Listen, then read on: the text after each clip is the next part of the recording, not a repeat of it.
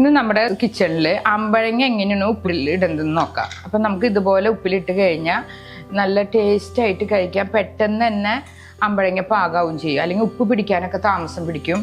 ഈ രീതിയിൽ ചെയ്ത് കഴിഞ്ഞാൽ പെട്ടെന്ന് ഉപ്പ് പാകാവും ചെയ്യും, പൂപ്പിലൊന്നും വരാതിരിക്കും ചെയ്യും. അമ്പഴങ്ങയുടെ സീസണാണല്ലോ, അപ്പം നിറച്ചുണ്ടാവുന്ന സമയമാണ്.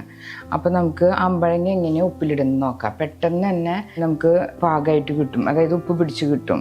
സാധാരണ അങ്ങനെ ഇടുമ്പോൾ നമ്മൾ ഒരു മാസമൊക്കെ കഴിയും ഉപ്പിലിട്ടത് പാകാവാനായിട്ട്. ഇത് നമ്മൾ ഈ രീതിയിൽ ഉപ്പിലിട്ട് കഴിഞ്ഞാൽ പെട്ടെന്ന് തന്നെ അമ്പഴങ്ങ പാകാവും, ഉപ്പൊക്കെ പിടിച്ച് നല്ല ടേസ്റ്റാവും. അതുപോലെ പൂപ്പിലൊന്നും വരാണ്ട് പെട്ടെന്ന് തന്നെ കുട്ടികൾക്കൊക്കെ ഇത് കഴിക്കാൻ പറ്റും.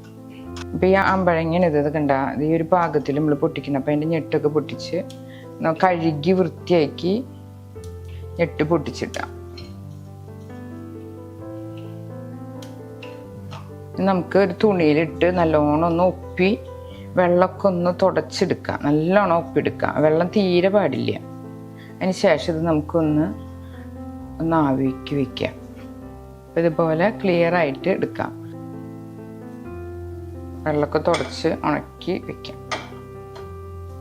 നമുക്കിതിങ്ങനെ ഫ്രഷായിട്ട് ഇതുപോലെ തന്നെ ഉപ്പിലിടാം. നമുക്ക് പെട്ടെന്ന് തന്നെ ഉപ്പ് പിടിക്കാൻ വേണ്ടിയിട്ടാണ് ഈ രീതി നമ്മൾ ആവിയിൽ വെച്ചിട്ട് അമ്പഴങ്ങ ഉപ്പിലിടുന്നത്. അപ്പം പെട്ടെന്ന് പാകാവാനായിട്ടാണ്. പിന്നെ വല്ലാണ്ട് മൂത്തത് എടുക്കരുത്, ചള്ള് പാകത്തിൽ വേണം ഉപ്പിലിടാനായിട്ട്. പിന്നെ നാര് വന്നു കഴിഞ്ഞാൽ ടേസ്റ്റ് കുറയും.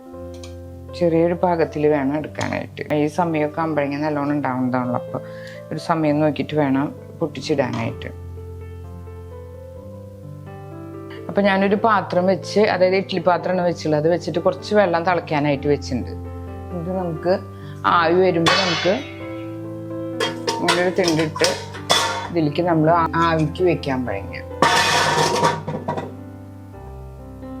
ഇത് അടച്ചു വെക്കാം. നല്ലോണം തിളച്ച ആവി വന്നൊരു 5 മിനിറ്റോളം ഇത് ആവിയിലൊന്ന് പാകാവണം. അപ്പം നമ്മുടെ ഇഡ്ഡലി പാത്രത്തിൽ ആവി വന്നിട്ടുണ്ട് കണ്ട. അപ്പോൾ ഇത് നമ്മളിങ്ങനെ ഇടയ്ക്കെടുത്ത് ഈ ആവി വെള്ളം വരുമല്ലോ, അതൊന്ന് മാറ്റിക്കളയണം. അപ്പം നമ്മുടെ അമ്പഴങ്ങൊക്കെ ആവിയിൽ വെന്തുണ്ട് കണ്ട, കളർ ചേഞ്ച് വന്നപ്പോൾ ഇങ്ങനെ ചേർന്നിരുന്ന ഭാഗം ഒന്നും ഇങ്ങനെ ഒന്ന് മറച്ച് വെച്ചാൽ മതി. ഇത് അപ്പോൾ ഈ ഒരു പച്ച കളർ ഇവിടെയാവും. ഇത് ഓഫ് ചെയ്ത് നമുക്ക് എടുക്കാം. അല്ലാതെ പാകമായിട്ട് കളറൊക്കെ മാറി പെട്ടെന്ന് ഉപ്പ് പിടിക്കാൻ വേണ്ടിയിട്ടാണ് ഇതുപോലെ ചെയ്യുന്നത്. പെട്ടെന്ന് ഉപ്പ് പിടിച്ച് നമുക്ക് കഴിക്കാൻ പറ്റും. അതുപോലെ തന്നെ ഒരു കംപ്ലൈൻറ്റും വരില്ല, പൂപ്പിലൊന്നും വരില്ല. അപ്പം ഇതൊന്നും നമുക്ക് ചൂടാറാനായിട്ട് വെക്കാം.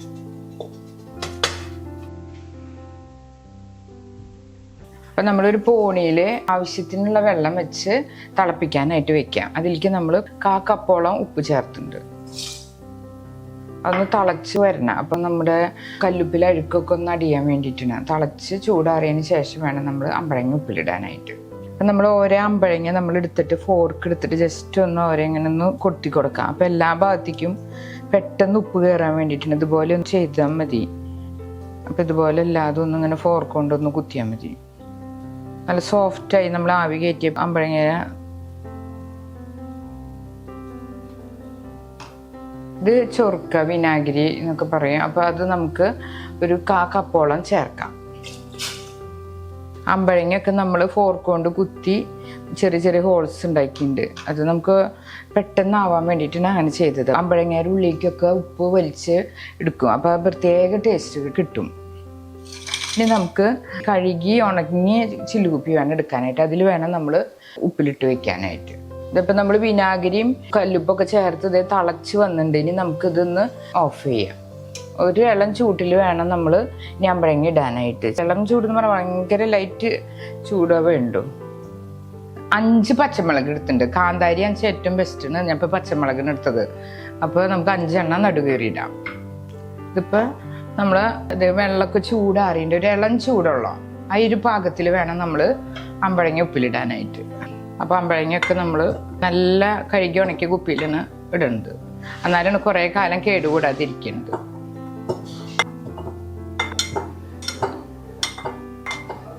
ഇനി നമുക്ക് പച്ചമുളക് കട്ട് ചെയ്തിടാം. ആ പച്ചമുളകിലും കഴുകി തുടച്ച് തീരെ ജലാംശം ഇല്ലാണ്ട് വേണം നമ്മൾ ഇടാനായിട്ട്. ഇപ്പോൾ ഈ വെള്ളത്തിൽ നമ്മൾ കല്ലുപ്പ് ചൊറുക്കിയൊക്കെ ചേർത്ത് തിളപ്പിച്ചാറിയതാണ്. ഇതിപ്പോൾ ഉപ്പിന് അഴുക്ക് കാണാനില്ല, അല്ലെങ്കിൽ പിന്നെ അരിച്ചിട്ട് ഒഴിക്കണമായിരുന്നു. ഇതിപ്പോൾ വലിയ അഴുക്കൊന്നുമില്ല. അപ്പം മട്ടും നമ്മൾ മാറ്റിയാൽ മതി. അമ്പഴങ്ങ നിറഞ്ഞ് നിൽക്കണം കേട്ടോ, വെള്ളം മുകളിലായിട്ട് നിൽക്കണം. ചെറിയൊരു ചൂടും ഉണ്ട്. അപ്പോൾ നമ്മുടെ അമ്പഴങ്ങ ഉപ്പിലിട്ടത് പാകമായിട്ട് ഈ രീതിയിൽ ഉപ്പിലിട്ട് കഴിഞ്ഞാൽ പൂപ്പലൊന്നും വരാതെയും അതുപോലെ തന്നെ പെട്ടെന്ന് തന്നെ അമ്പഴങ്ങ പാകാവും ചെയ്യും. പിന്നെ ഈ ഒരു ചള്ള് പ്രായത്തിൽ വേണം അമ്പഴങ്ങ പൊട്ടിച്ചിട്ട് ഉപ്പിലിടാനായിട്ട്.